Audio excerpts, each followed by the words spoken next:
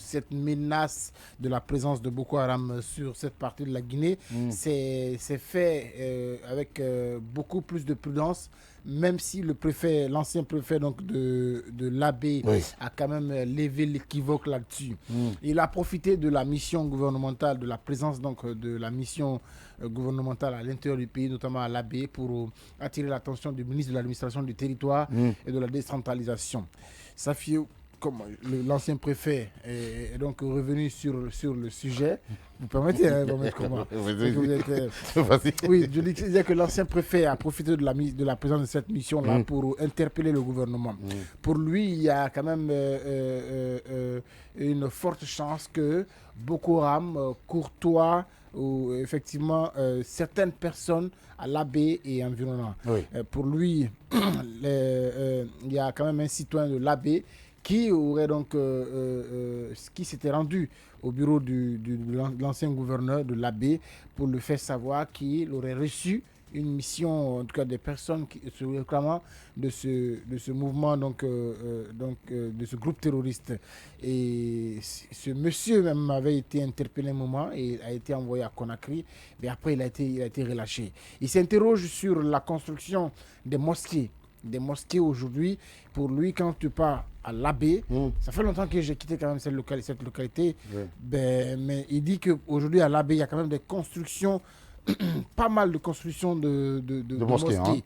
Et il s'interroge sur les fonds, le financement de ces mosquées-là, qui pour lui ne sont pas justifiés.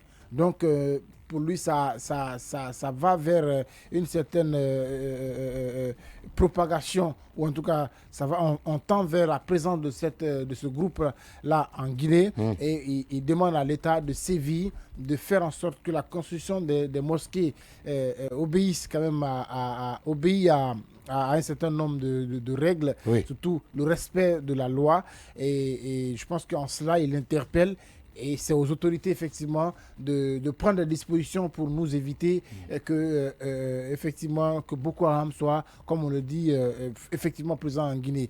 Parce que ce que vous ne savez pas, la moyenne Guinée est quand même à quelques kilomètres du Mali. Le Mali qui est en proie aujourd'hui à la montée de ce groupe-là au Sahel. Donc il y a quand même des risques que, comme on le dit, ces interpellations soient au s'avère. Et c'est le bon moment. Surtout que le Nord Mali, non, justement, c'est ces terroristes sont beaucoup plus coincés. Exactement. Ils cherchent des points de chute pour rester. La Guinée, peut-être qu'ils n'étaient pas dans leur champ de mire, mais est-ce que la Guinée peut être une base arrière aussi? Oui, c'est possible. Depuis le temps d'Alpha Condé, il y a eu quand même des alertes comme ça, comme quoi Boko Haram pourrait effectivement bondir par là. On ne le souhaite pas. Je pense que c'est des alertes qui sont faites et aux autorités de prendre des dispositions. Parce que ce qui amène souvent ce lavage d'esprit de certaines personnes qui adhèrent à ces mouvements, l'extrême pauvreté est un facteur très important. Exactement. Il y a quand même le fait que les ressources, n'est-ce pas, qui doivent profiter à 10 personnes, profitent qu'à une seule personne. Ça, c'est des facteurs qui encouragent aux jeunes, n'est-ce pas, d'adhérer à ça.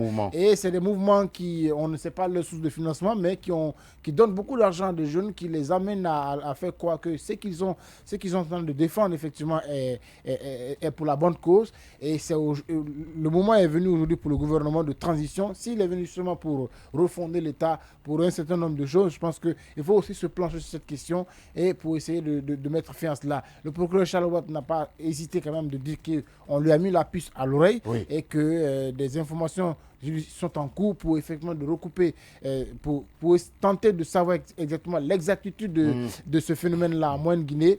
Aujourd'hui, tout porte à croire que cette partie de la Guinée est sous menace et c'est le bon moment de prendre donc des dispositions. Oui, pendant ce temps, c'est vrai que même si ce sont des rumeurs, mais quand même il faut en parler et il faut bondir, il faut être préparé à la réponse, il faut bondir sur l'information pour voir la véracité de l'information, comme le disait Tomou avec Charles Wright. C'est vrai que tu ne crois pas assez, mais est-ce que aussi... ne parle pas à ma place. Oui, non, je sais parce que je sais qu'on a y allé. Vas-y, on n'a pas assez de temps, vas-y alors, vas-y, je ne prends pas à ta place. Je dis, quand j'ai entendu le préfet parler, la première chose à laquelle j'ai pensé, j'ai dit il nous faut une école d'administration administration de qualité. Mais pourquoi? Si c'est une information, vérifiée ou pas, une information aussi sensible ne se dit pas comme ça publiquement, ne se dit pas à la légère.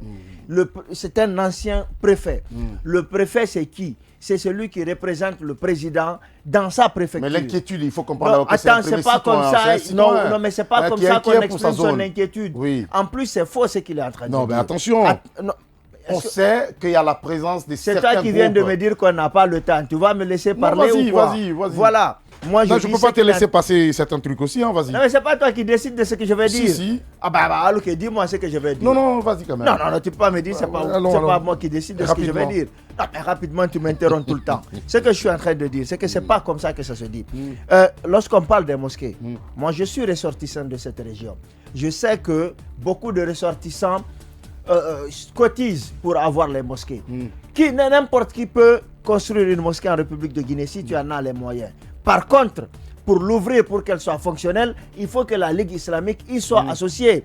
En plus, maintenant, lorsqu'on me dit, Tomo a parlé d'un truc qui est important, que le Fouta est une des régions qui fait frontière avec le Mali. Mais il n'y a pas que le Fouta, il y a la Haute-Guinée qui fait frontière avec le Mali. Et en plus, la Haute-Guinée n'a pas la barrière de la langue comme au Fouta. Je pense qu'en termes de terrorisme, si le terroriste du Mali veut avoir des adeptes, il peut les avoir plus facilement en Haute-Guinée. Pourquoi? Parce qu'il n'y a pas la barrière de la langue. En plus, lorsqu'on parle du wahhabisme, ceux de la Haute-Guinée ont commencé bien avant ceux de jusqu'en forêt vers oui, mais ce que je suis en train de dire, c'est que sa façon de le dire n'est pas la bonne. Sa façon de le dire, on sait que Alpha Condé avait dit qu'il y a des cellules dormantes. Si c'est comme ça, dans ce cas, on va fermer toutes les mosquées de Kassa à Yomu. Non, si c'est comme ça, il y a des cellules dormantes. Je pense que il faut comprendre les sources de financement des mosquées, parce qu'on sait que généralement avec ces entités, il y a tellement de petites mosquées. Tu penses que Boko Haram est malade pour construire une grande mosquée? On sait que les enquêtes menées par la CIA, par le FBI, ces mosquées, nous savons que c'est là, il y a des réunions parfois qui s'étaient. Je ne suis pas, on n'est pas en train de dire que c'est pas bien de construire ces mosquées. Le terrorisme, c'est pas que dans les mosquées. Le terrorisme, c'est pas que dans les mosquées. Ça vient ces financements. Il faut voir. Je te pose une question simple. Mais il faut que tu écoutes parce que c'est toi le modérateur. Je te pose une question simple. ETA, l'organisation terroriste basque, c'est dans les mosquées que ça s'est créé. C'est dans les mosquées. Non, mais des réunions. C'est dans les mosquées. Ceci dit, combien de réunions dans les mosquées? On va révéler je vais te préciser juste une chose. Oui, rapidement. Le terrorisme, c'est dans les frustrations. C'est dans la pauvreté. C'est dans l'ignorance. Le terrorisme, c'est dans la marginalisation. Quand même, il faut qu'on essaie de prendre les taureaux par seconde. Il faut aller